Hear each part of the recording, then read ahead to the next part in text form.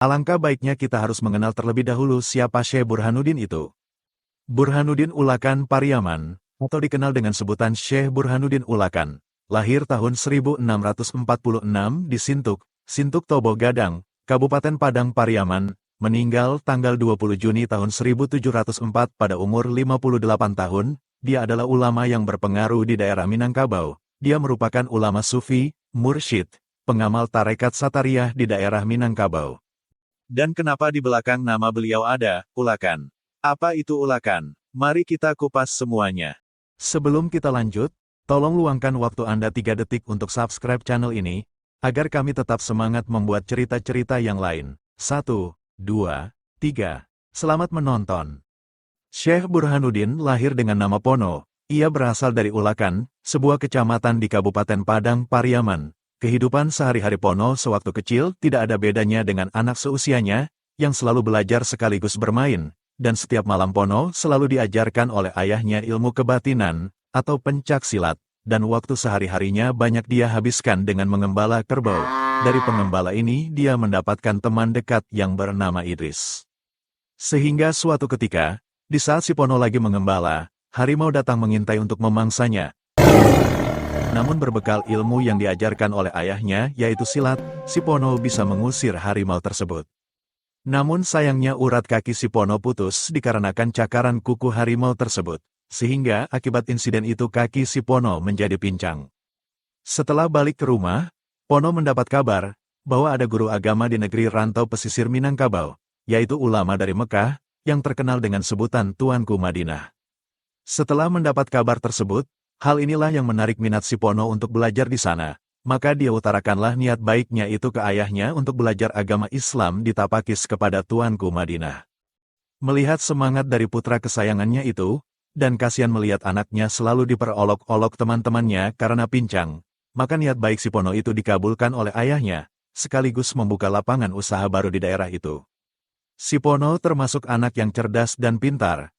Karena kecerdasannya, serta kemauannya yang kuat dalam mempelajari ilmu agama, maka dengan cepat si Pono menguasai semua pelajaran yang diberikan oleh gurunya, yaitu Syekh Madinah. Setelah sekian lama si Pono belajar oleh Syekh Madinah, kemudian si Pono disuruh oleh Syekh Madinah pergi ke Aceh, untuk mendalami ilmunya dan menemui guru yang masyhur yaitu Syekh Abdul Rauf. Setelah si Pono sudah menyebarkan ajaran Islam di daerah itu, maka si Pono berinisiatif agar cepat berangkat ke Aceh, agar menghindari amarah masyarakat yang mulai main kasar dengannya karena ajaran Islam yang dibawanya, sebab selama ini si Pono selalu menghalangi kebiasaan mereka seperti berjudi dan bersambung ayam. Dengan bekal iman serta keberanian yang dimilikinya, untuk menambah ilmu agama ke Syekh Abdul Rauf di Aceh, di saat perjalanannya yang memakan waktu cukup lama karena harus melewati hutan rimba belantara, bukit-bukit yang tinggi, siang dan malam berselimut embun, hari berganti minggu, minggu berganti bulan. Akhirnya si Pono bertemu dengan 4 orang, lalu si Pono berkenalan dengan 4 orang itu. Maka dengan sopan si Pono menyapa orang itu dan dibalas sopan juga oleh mereka, dan saling bertanya dari mana asal dan tujuan. Ternyata mereka berempat ingin berguru juga kepada ulama Aceh itu.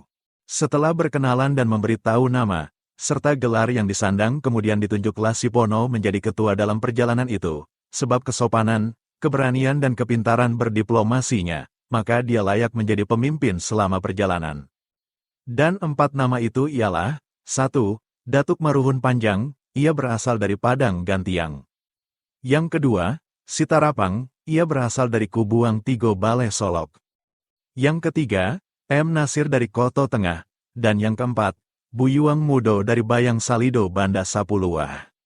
Setelah sekian jauh perjalanan, akhirnya mereka berlima tiba di Singkil, dan langsung menemui Syekh Abdul Rauf di kediamannya, sekaligus menyampaikan maksud kedatangannya. Melihat kedatangan Pono, Syekh Abdul Rauf teringat oleh pesan gurunya, bahwa nanti, akan ada calon muridnya datang dari arah selatan yang akan menjadi penyuluh agama mewarisi ajarannya, yang mana orang tersebut kakinya pincang dan berbudi pekerti yang tinggi. Maka tanpa ragu Syekh Abdul Rauf langsung menerima kelima orang ini menjadi muridnya, yang mana latar belakang Pono yang berasal dari keluarga bangsawan dan keahliannya dalam mengolah alam atas pembelajaran keras yang diberi ayahnya sangat berguna diterapkan di pesantren. Sehingga sang mufti mempercayakan si Pono untuk mengurus keperluan pesantren, dari membuat kolam dan memberi makan ikan di kolam, berkebun dan juga bersawah serta mengembala sapi milik Syekh Abdur Rauf. Hal itu Pono lakukan tanpa membantah sama sekali, karena si Pono menyadari dalam menuntut ilmu tarekat, apapun alirannya dalam menuntut ilmu, murid di hadapan guru ibarat mayat di tangan orang yang memandikannya, yang artinya, semakin tinggi kepatuhan seorang murid terhadap guru, maka semakin tinggi keyakinan pada dirinya sendiri. Suatu hari Syekh Abdur Rauf menguji santrinya, dan menyuruh mereka untuk mengambil bejana, yang menurut sang syekh jatuh di WC, atau sepsi tank pesantren yang penuh kotoran manusia. Dari sekian banyak santri tidak ada satupun yang mau mengambil bejana itu, hanya Ponolah yang sepenuh hati mengambil bejana itu, dengan masuk ke dalam sepsi tank yang busuk dan penuh kotoran manusia, lalu ia menyerahkan kepada sang guru. Dan sang guru mengucapkan terima kasih sambil tersenyum melihat santrinya si Pono, yang mau menolongnya untuk mengambil bejana yang penuh dengan kotoran itu. Di waktu yang lainnya Syekh Abdur Rauf mendapatkan undangan ke sebuah pulau, maka dia bergegas pergi dengan beberapa santri, dan berpesan pada santri yang tinggal agar menyuruh si Pono menyusul ke pulau tersebut. Karena Pono salah satu santri yang selalu mendengarkan perintah guru yang dia junjung tinggi itu, lalu si Pono bergegas ke tepi pantai, tetapi tiba di tepi pantai itu, Pono tidak melihat satupun perahu untuk berangkat ke pulau. Maka atas izin Allah dengan keyakinan penuh, tubuhnya menjadi ringan, seringan kapas dan dia berjalan di atas air seakan-akan ada kayu yang menopangnya di bawah. Saat dia melangkah menuju pulau itu, peristiwa ini disaksikan oleh santri-santri, baik dari daratan maupun dari seberang pulau, sehingga ini menjadi salah satu karomah Pono. Kejadian serupa juga terjadi di saat Pono sedang membetulkan atap rumah, di mana kala itu ada potongan kayu yang terjatuh dan akan mengenai anak gadis sang guru, maka seketika Pono melayang ke bawah menyambut kayu tersebut. Dan ada pula salah satu peristiwa yang masyhur yang menjadi pegangan kaum sufi, yaitu di saat Pono diuji keimanannya akan godaan wanita. Saat itu Pono disuruh menjaga anak gadis sang mufti terkenal itu, Syekh Abdur Rauf, yang mana lagi mekar-mekarnya di rumah, sementara sang guru pergi memenuhi panggilan kerajaan. Akhirnya bangkitlah nafsu Pono melihat anak sang guru yang sedang mekar. Namun untuk melawan hawa nafsunya sendiri, dia mengambil keputusan yang sangat mahal, dengan pergi menjauh dari tempat itu, dan memukul alat kelaminnya dengan batu. Bagi Pono daripada menjadi budak nafsu setan, dan menjadi orang terbuang di dunia dan akhirat, lebih baik menghukum alat kelamin, yang menjadi pemicu sumber pelampiasan hawa nafsu. Meski peristiwa ini cukup disesalkan sang guru, namun itu sudah merupakan keputusan yang tidak bisa dirubah lagi, dan sejak saat itu bergarislah tabir, bahwa Pono tidak bisa memiliki keturunan dari darah dagingnya sendiri, karena alat kelaminnya sudah rusak. Cukup lama Pono menderita penyakit akibat cedera yang dia lakukan ketika memukul kelaminnya. Setelah Pono sudah sembuh, dia tetap melakukan tugas seperti biasa, seperti melayani kebutuhan santri yang lain, dan hal inilah yang membuat sang guru menjadi lebih perhatian padanya. Pono termasuk anak yang memiliki daya ingatan yang tinggi, yang membuat Pono termasuk anak murid yang terpandai di antara santri-santri lainnya. Suatu ketika, si Pono dibawa oleh Syekh Abdur Rauf ke surau besar, dan kemudian menyuruh membuka lembaran kitab itu. Lalu Syekh mengajarkan sekali, dan kenyataannya seluruh isi dari kitab itu telah dikuasai oleh Pono. Hingga akhirnya berhasil lulus dengan baik dan sempurna, lalu Pono disuruh sang guru, menyendiri, atau berhalwat, selama 40 hari di Gua Hulu Sungai Aceh, tempatnya di kaki Gunung Pesangan. Sepulang berhalwat, dan hendak menuju pondok pesantren, Pono disuruh gurunya untuk melihat ke langit, dan di saat itu Pono melihat berbagai fenomena alam terpampang di sana. Maka Syekh Abdur Rauf menyuruh Pono menceritakan apa yang dilihatnya tadi, agar bisa didengar oleh santri lainnya. Lalu Pono menceritakan bahwa ketika dia melihat ke atas terlihatlah olehnya 7 lapisan langit, dan di atasnya terdapat bentangan yang berisi ayat-ayat Al-Quran. Dan ketika dia melihat ke bawah, terlihatlah olehnya 7 lapis pitalau bumi dengan segala isinya. Kemudian penglihatan Pono dijabarkan oleh sang guru, sehingga semua santri bergetar hatinya, dan mengakui betapa kerdilnya manusia itu di hadapan Allah. Setelah dirasa cukup menerima ilmu pengetahuan dari Syekh Abdur Rauf, maka tibalah saatnya Pono dikembalikan ke Pariaman. Guna mengembangkan agama yang dia pelajari selama ini, masa pendidikan itu berakhir dengan perpisahan antara guru dan murid, yang berlangsung dengan penuh kasih sayang. Menurut cerita, terjadi percakapan antara Syekh Abdurrauf dengan Syekh Burhanuddin alias Pono, yang berbunyi, "Saat ini berakhirlah ketabahan dan kesungguhan hatimu menuntut ilmu yang tiada taranya, suka dan duka sudah engkau lalui dengan sepenuh hati, maka berbahagialah engkau, dengan rahmat dan karunia Tuhan, dan kau telah selamat menempuh masa berkhalwat 40 hari lamanya. Beruntunglah engkau di dunia dan juga akhirat kelak. Sekarang pulanglah engkau ke tanah tumpah darahmu, untuk menemui ibu dan bapakmu yang telah lama engkau tinggalkan. Di samping itu ada tugas berat dan mulia menantimu, untuk mengembangkan Islam di daerahmu," ucap Syekh Abdurrauf yang disambut Pono dengan hamdallah. Kemudian Syekh Abdurrauf melanjutkan perkataannya, "Saatnya engkau aku lepaskan, namun engkau harus dengarkan ini baik-baik. Guru di Madinah ada 3 orang, yakni Syekh Ahmad Al-Qusasi, Syekh Qadir Al-Jailani, dan Syekh Laumawi. Ketika aku berangkat ke tanah Jawi ini, beliau memberi amanat yang harus kusampaikan kepadamu. Karena itu, aku beri engkau nama, Burhanuddin, di mana nama tersebut pemberian dari guruku, Syekh Ahmad Al-Qusasi, dan nama itu kuberikan untukmu, jauh sebelum engkau belajar padaku, dan ia juga menitipkan sepasang jubah dan kopiah. Terimalah ini daripadaku, supaya sempurna amanat yang kubawa, dan suatu kemuliaan bagi engkau dengan sepasang pakaian ini, tanda ijazah kebesaran ilmu yang penuh di dadamu." Demikian isi pembicaraan mereka. Kejadian itu terjadi sekitar tahun 1686 Masehi, di mana ketika itu merupakan keberangkatan Pono, yang kini sudah bergelar Syekh Burhanuddin. Pono alias Syekh Burhanuddin akhirnya dilepas oleh Syekh Abdurrauf, dengan sebuah taufah dan disertai 70 orang yang akan mengawalnya, selama dalam perjalanan. Rombongan ini dipimpin oleh seorang panglima yang bernama Katik Sangko. Ia berasal dari Mudiak Padang Tandikek, dan pernah menuntut ilmu pada Syekh Abdurrauf. Kini dia diminta untuk mengantarkan Syekh Burhanuddin sampai kampung halamannya. Alasan Syekh Abdurrauf membekali Syekh Burhanuddin pengawal, karena dia yakin nanti akan mendapat tantangan yang berat. Sebab, kala itu masyarakat Pariaman masih kental memeluk agama Hindu-Buddha, sehingga banyak tukang-tukang sihir akan menghalangi Syekh Burhanuddin, karena mereka tidak suka kebiasaannya diusik dan diganti. Setelah selesai sholat, dan pembekalan dicukupkan, maka rombongan Syekh Burhanuddin bertolak kembali menuju Pariaman. Jauh berlayar akhirnya rombongan Syekh Burhanuddin tiba di tepi Pulau Angso, dan mereka istirahat selama 2 hari. Selama itu pecah berita di masyarakat, bahwa ada rombongan kapal Aceh yang datang di tepi pulau. Nama panglimanya Katik Sangko. Ia juga membawa seorang yang bergelar Syekh Burhanuddin, dengan tujuan untuk mengembangkan agama baru. Berita dari nelayan ini memancing kemarahan tukang sihir, sehingga mereka mengeluarkan seluruh kepandaiannya, untuk mengusir rombongan Syekh Burhanuddin. Hiruk-pikuk kemarahan tukang sihir itu, tidak membuat Katik Sangko gentar. Dia tetap menjalankan perintah gurunya, untuk mengantarkan Syekh Burhanuddin ke Pariaman dengan selamat, maka didayungnya kapalnya ke pantai. Tiba di pantai, kedatangannya tidak disambut dengan baik. Mereka ditolak, sebelum menyampaikan maksud kedatangannya. Maka saat itu terjadilah perkelahian antara rombongan Katik Sangko, maupun pihak penyihir, dan kejadian itu memakan banyak korban dari pihak keduanya, dan tempat tersebut diberi nama, Ulakan, yaitu, tempat penolakan kedatangan rombongan Syekh Burhanuddin. Berita perkelahian yang memakan banyak korban itu, sampai ke Basanan Barampek, di Tandakek 7 Koto, sehingga mereka segera menyusul untuk menangkap Katik Sangko. Dugaan mereka ternyata salah. Rombongan Katik Sangko rupanya sangat kuat. Peristiwa ini membuat Kalik-Kalik Jantan gelap mata. Karena Katik Sangko mengetahui Kalik-Kalik Jantan kebal senjata tajam, akhirnya Katik Sangko melapor ke Syekh Burhanuddin.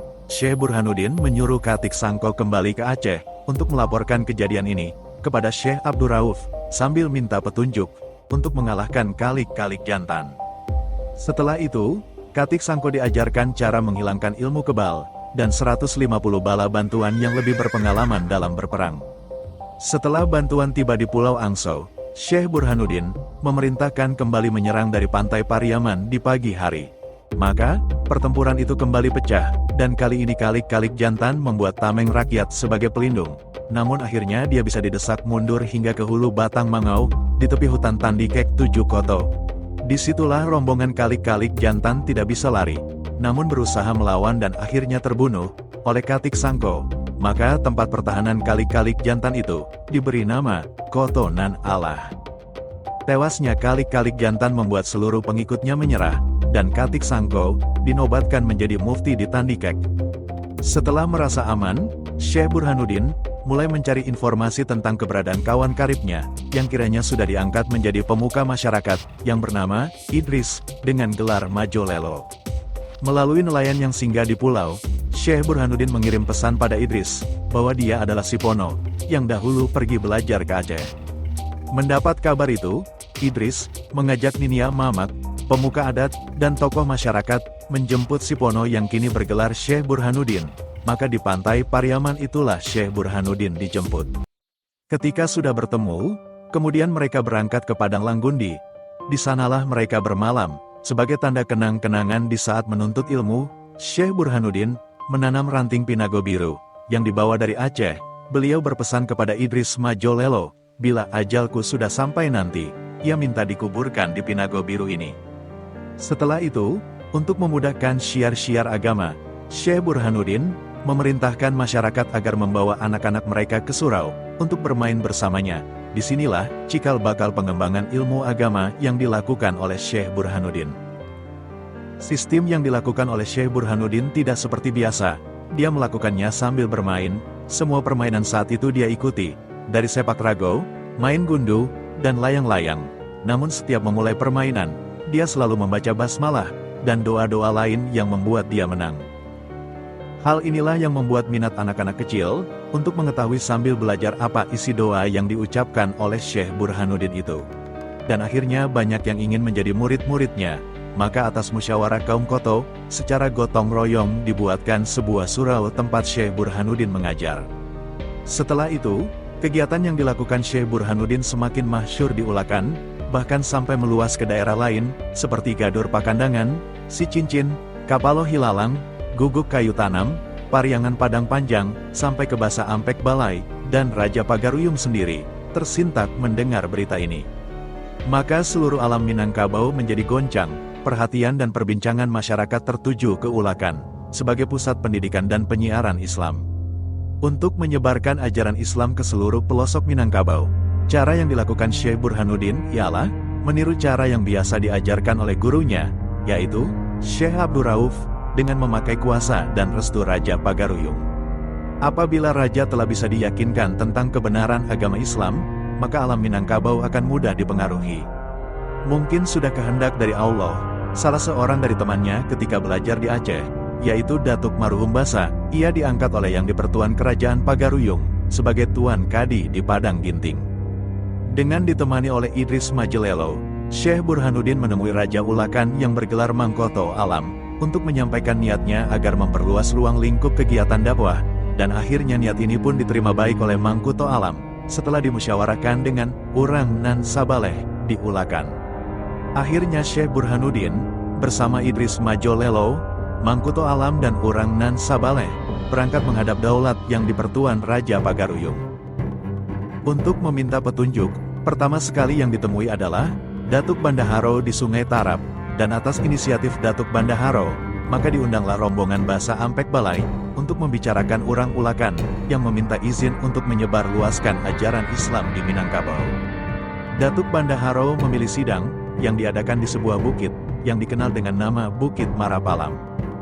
Dari pertemuan tersebut disepakati yang isinya, kedua komponen antara adat dan sarak merupakan norma hukum, dan saling isi-mengisi, di mana konsep ini melahirkan ungkapan adat Basandi Sarak, sehingga alim ulama Minangkabau dapat melibatkan rakyat dalam suatu aksi politik agama.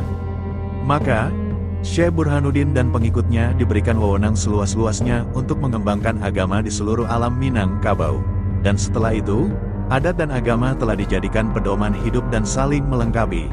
Saat itu lahirlah ungkapan adat manurun, sarak mendaki, yang artinya adat bisa menjadi rendah dan gagal menghadapi pergolakan masa, namun hukum agama dapat menjadi tinggi dan mampu mengatasi berbagai orang-orang yang menentangnya. Sekian, terima kasih. Oh iya, jangan lupa dibantu like, comment, and subscribe agar cerita kisah ini tetap berlanjut. Ingat, jangan lupa di-share juga ya. Terima kasih.